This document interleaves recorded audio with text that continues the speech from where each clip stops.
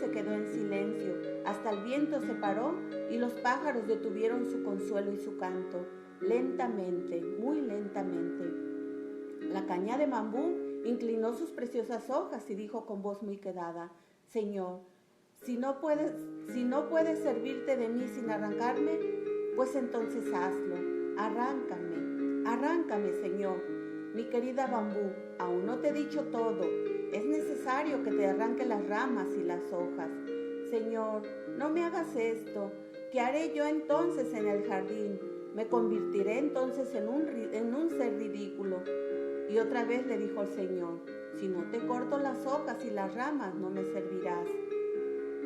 Entonces el sol se estremeció, se ocultó. Una mariposa que escuchaba huyó lleno de terror. Y Bambú tembló ante esa visión de sí misma, y su voz fue solo un murmullo: Está bien, Señor, córtamelas. El Señor no había acabado. Con una mirada intensa, muy intensa, le dijo: Bambú, todavía me queda algo que me cuesta mucho pedirte. Tendré que cortarte en dos y extraerte toda la savia.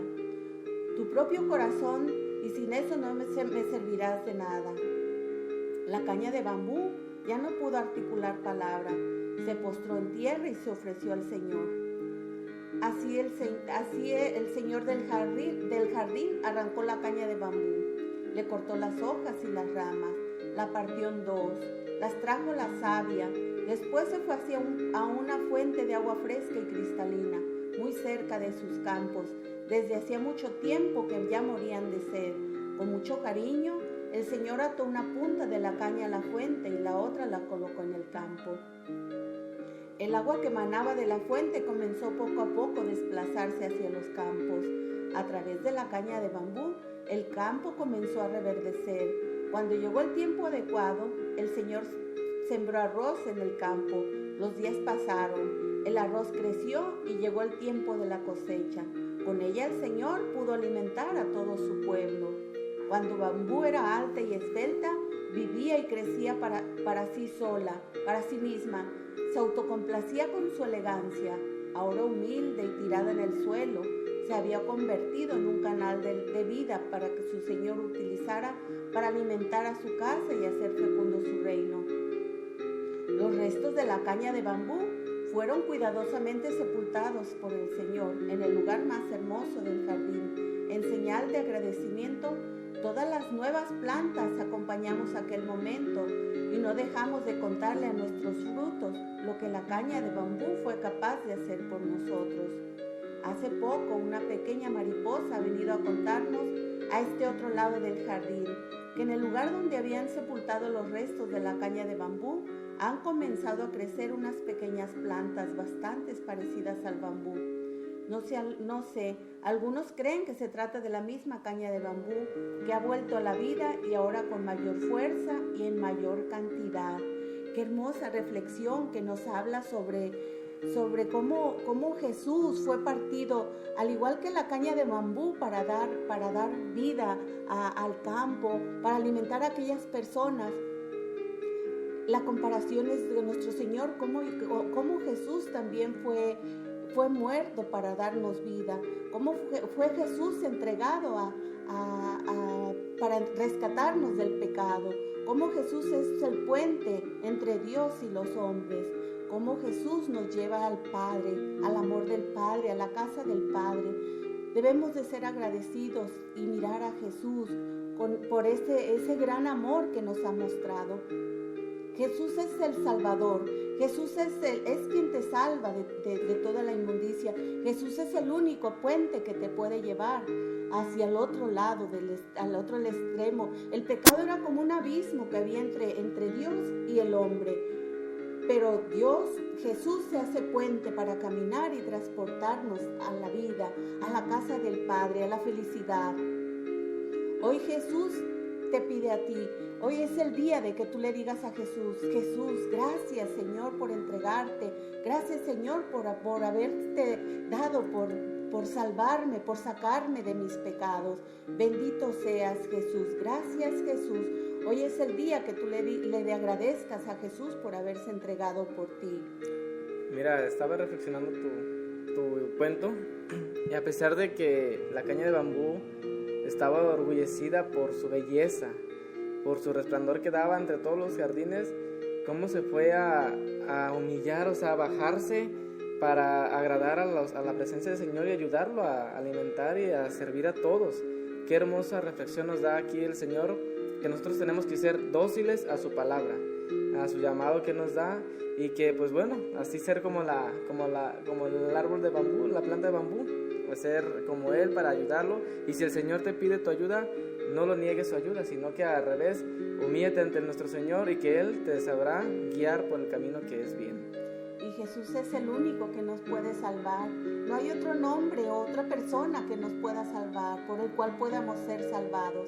Es Jesús el Señor, el Salvador. Jesús quien te rescata, quien nos ha rescatado del pecado, de la inmundicia en la que vivíamos. Hoy Jesús quiere ser el centro de tu vida. Así es, y más que nuestro Señor Jesucristo fue el que que dio la vida por nosotros, para salvarnos del pecado, y más porque Él es el que nos ama y siempre nos seguirá amando. Ahora te comparto una canción de Todo lo puede de Gela.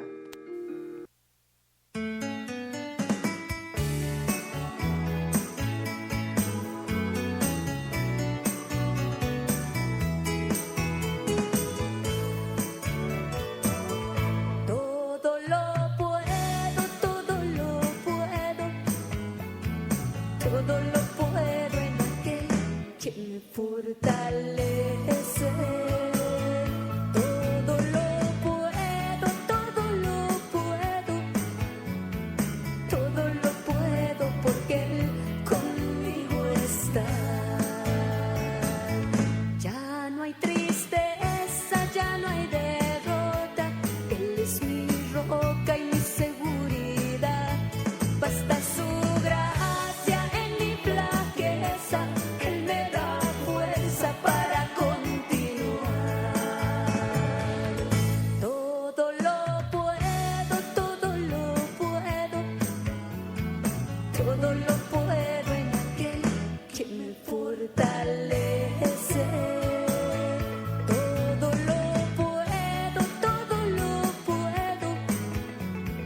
Todo lo puedo, porque Él conmigo está. Ya no voy sola, Él me acompaña. Él es mi calma en la tempestad. Él es la mano que me sostiene. Yo sé que siempre en Él puedo confiar.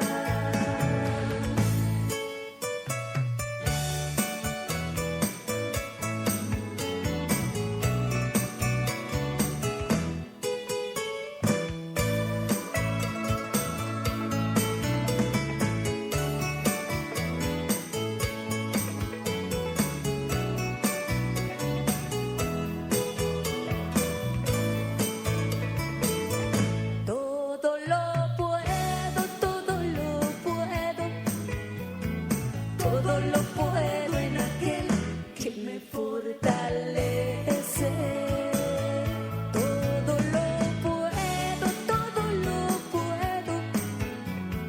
Todo lo puedo, porque Él conmigo está. Todo lo puedo, todo lo puedo en aquel que me fortalece. Todo lo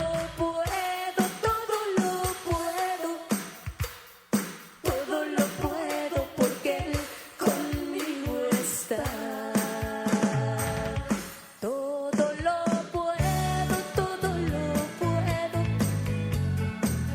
lo puedo, en aquel que me fortalece.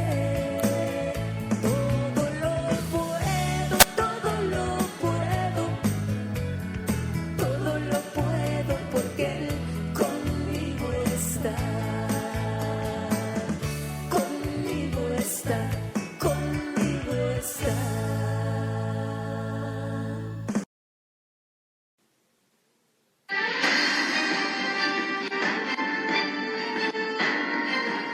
Estás escuchando Diócesis de Autlán Radio, transmitiendo por internet desde Autlán, Jalisco, México, para el mundo. Un espacio para la evangelización y crecimiento espiritual. Diócesis de Autlán Radio, transmitiendo para ti.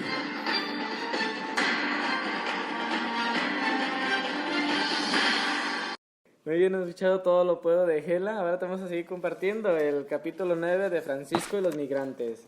El objetivo del Papa Francisco es descubrir el llamado que nos hace para acompañar a las personas migrantes. Dice que hay que contemplar al Espíritu Santo en cada momento, y dice la realidad de la migratoria en México. Por su ubicación geográfica, nuestro país se ha convertido desde hace muchos años en expulsor de personas, así como de lugar de paso hacia los Estados Unidos y Canadá. Los migrantes buscan mejor su situación económica y su nivel educativo, de salud y cada vez más de seguridad y supervivencia. Algunas poblaciones al norte de nuestras naciones fueron fundadas por personas migrantes. Torreón, Matamoros. Han aumentado el número de migrantes centroamericanos, sobre todo los providentes de Honduras. Algunos vienen con intenciones de pasar al norte o quedarse en México, movidos por la situación de violencia social, intrafamiliar y la búsqueda de trabajo. Iglesia que trabaja por los migrantes. La iglesia que camina en México siempre ha atendido a las personas migrantes. Actualmente 60 casas, además de parroquias y otros centros, atendiendo a los migrantes en sus necesidades básicas y en orientación acerca de sus derechos, situaciones como refugio, etc. La Iglesia también ha entrado en diálogo permanente con las autoridades en temas de migración, derechos humanos, justicia, aportando su visión sobre la dignidad de la persona, su derecho a una vida integral, capacidad para aportar cada día las riquezas de su propia cultura. Actualmente nuestros hermanos migrantes viven bajo la amenaza del crimen organizado. Los transportistas, la trata de personas y debido a la corrupción por miembros de las autoridades judiciales o de migración o del ejército. Todos somos migrantes. Necesitamos de dejar la escritura y el magisterio del Papa que nos ilumine este camino para elegir el cauce de nuestro pastoral de migrantes. La Sagrada Escritura nos presenta la realidad de la migración como una dimensión esencial de la vida.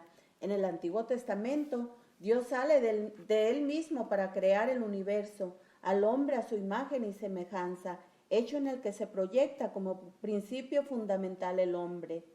El hombre, a causa del pecado, ha dejado de emigrar del Edén e iniciar un nuevo camino en su desarrollo integral. Como signo del hombre en situación de pecado, Caín será un errante permanente y nadie lo podrá matar, ya que su hermano Abel no lo puede perdonar. Él queda sin familia, sin tierra. Es la expresión de la emigración de la situación del pecado. Abraham vive la migración como respuesta al llamado de Dios para alcanzar la tierra prometida, que es Dios mismo. Moisés conduce al pueblo de Israel en camino de integración y purificación, aprendiendo a vivir la ley de santidad que hace posible la alianza con Dios. Jesús de Nazaret realiza siempre su ministerio en el camino sobre la liberación del mar, donde lleva a sus discípulos. Él es el camino. La iglesia naciente es enviada a ir a los confines, no solo del territorio, sino también extensiales. Además de Pablo, que recorrió diversas comunidades y que en casi todo lugar es medio a la cárcel, existe la tradición de apóstoles que llegaron a las tierras lejanas, como Bartolomé a la India, Santiago a España. Felipe sube al carro para evangelizar y llevarlo al bautismo. El Papa Francisco, al igual que sus antecesores, nos interpreta en los tiempos actuales a actuar con misericordia para lograr con mayor y mejor acercamiento a los hermanos que sufren por sus víctimas de las diversas circunstancias que lo obligan a migrar. Jesús, ante la multitud de personas que lo seguían, viendo que estaba cansada y pedía y seguía guiando, sintiendo desde lo profundo de su corazón una intención por ellos. El Papa Francisco propone migración y responsabilidad de todos. Hemos de ser sensibles ante la realidad de nuestros hermanos migrantes, animándolos y mirándolos desde el